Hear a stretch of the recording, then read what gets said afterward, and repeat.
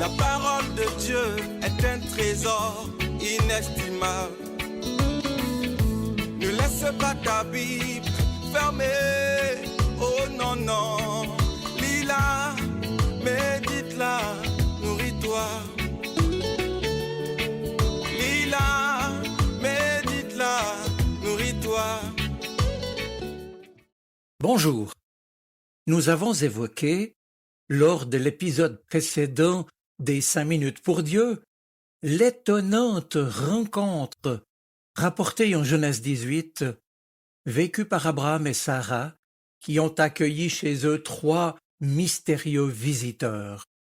Or, immédiatement après cet épisode, le récit se poursuit, cette fois dans un tête-à-tête, un cœur à cœur, devrais-je dire, une sorte de marchandage, en l'occurrence, tout à fait unique dans la Bible, entre Dieu et Abraham, qualifié ici d'ami de Dieu. Je vous invite donc à relire ce dialogue à la fois surprenant et dramatique qui se trouve en Genèse 18, les versets 16 à 33. Abraham, nous rappelle le texte, avait un neveu à Sodome, réputé pour être une ville remplie de gens méchants et corrompus, tout comme la ville de Gomorrhe. Les habitants de ces 2 villes commettaient tellement d'injustices que les victimes de viols, de crimes et de corruption avaient crié leur détresse à Dieu contre Sodome et Gomorrhe. Et dès lors Dieu avait décidé de les détruire. Ce que je trouve intéressant ici, c'est qu'il informe Abraham de son projet de juger Sodome. Pourquoi le fait-il?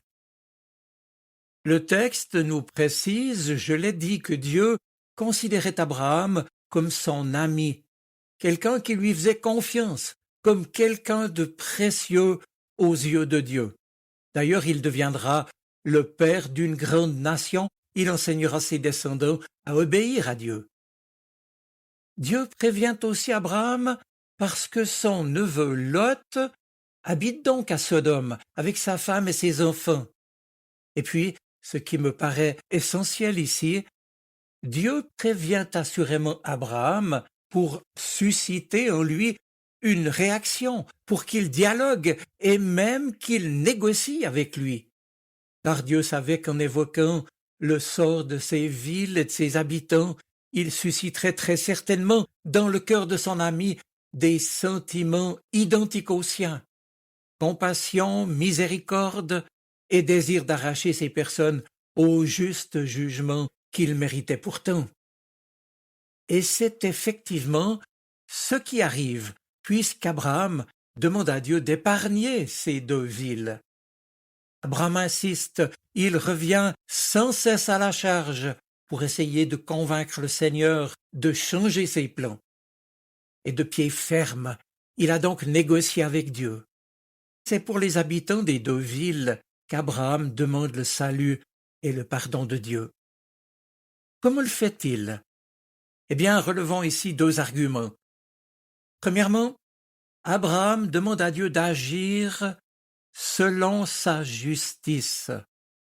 Son argument, c'est que Dieu est juste, c'est la justice divine.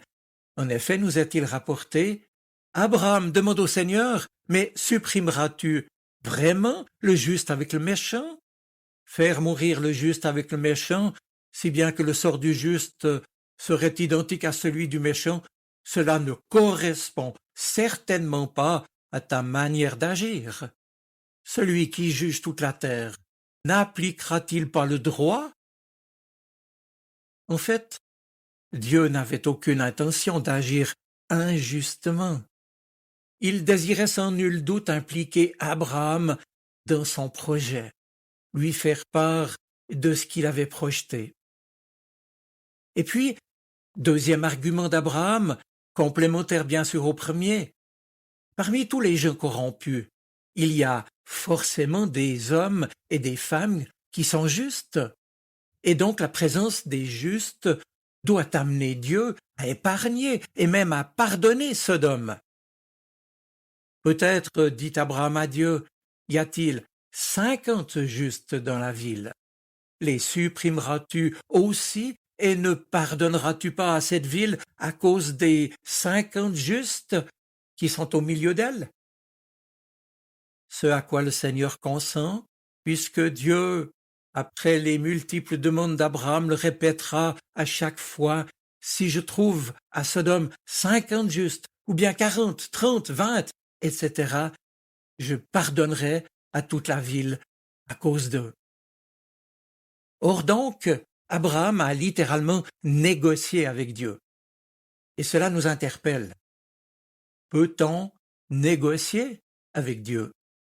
Change-t-il ses plans en fonction de nos prières? Faut-il être un bon négociateur pour avoir plus de chances d'obtenir ce que nous demandons? Ces questions, mes amis, peuvent nous apparaître inappropriées ou illégitimes, mais notre récit, et c'est bien normal, suscite tout de même en nous ce genre d'interrogation. Alors la question demeure, peut-on négocier avec Dieu? Eh bien, négocier, je vous l'accorde, est peut-être un mot un peu fort. En fait, pouvons-nous intervenir sur le cours des choses en intercédant? Telle est la question un peu plus justement formulée. Et ceci puisque Dieu nous en donne la possibilité. Ici, mes amis, ne nous y trompons pas. La prière n'est pas magique, mais c'est le cœur de Dieu qui se laisse émouvoir dans son amour pour ses enfants. Et donc, plus fondamentalement maintenant, Dieu change-t-il ses plans en fonction de nos prières? Eh bien, je pense quant à moi que Dieu a un plan et que ce plan intègre aussi nos prières. Nous ne changeons pas le plan de Dieu par la prière, mais par la prière, nous participons assurément au plan de Dieu qui est toujours plus sage et qui dépasse ce que nous pouvons en comprendre. Alors, que pouvons-nous retenir de tout cela? Eh bien, mes amis, d'abord, que pour celui ou celle qui intercède, prier est une façon de déposer devant Dieu une situation difficile, préoccupante ou douloureuse, pour laquelle le chrétien demande que Dieu puisse intervenir. Soumettez à Dieu tous vos soucis, car lui-même prend soin de vous, dit le Nouveau Testament. Et puis, comme pour Abraham, il s'agit bien de comprendre que la prière est d'abord pour nous comme un processus de transformation, d'exposition à Dieu qui peut nous éclairer et qui peut éclairer aussi ce que nous traversons. Maintenant, quant au non-exaucement de nos prières, c'est vrai qu'il nous interpelle, mais ceci non parce que nos demandes seraient mal formulées, mais peut-être simplement pour nous obliger à continuer de faire confiance à Dieu en prenant conscience à nouveau qu'il veut le meilleur pour nous. Inutile donc de lui rappeler que la maladie est un scandale, il le sait. Inutile également de lui dire ce qu'il doit faire. Lui, c'est mieux que nous. Pourtant, il prend notre souffrance au sérieux et il agit pour mettre dans ce cas le méchant hors d'état de nuire. Il ne le fait pas forcément tout de suite, mais quand il le juge nécessaire. Voyez-vous, ce qu'il y a pourtant d'extraordinaire en ce domaine, c'est que dans l'Évangile, Jésus nous invite à insister, à prier avec persévérance, à continuer de prier, comme cet homme qui frappe à la porte de son ami, souvenez-vous, au milieu de la nuit, jusqu'à ce que la porte lui soit ouverte et qu'il reçoive tout ce dont il avait besoin.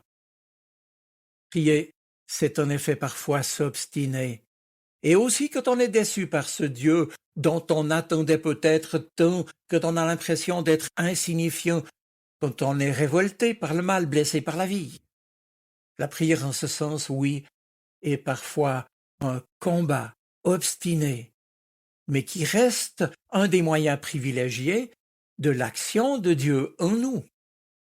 Prier alors que je suis déçu va sans doute m'aider à changer de regard.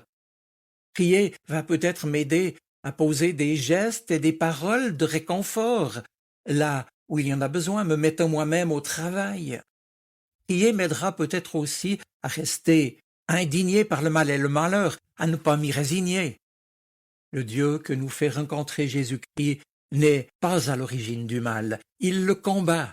Et puis, il ne choisit pas d'ignorer une prière au motif qu'elle ne serait pas assez fervente ou assez bien formulée.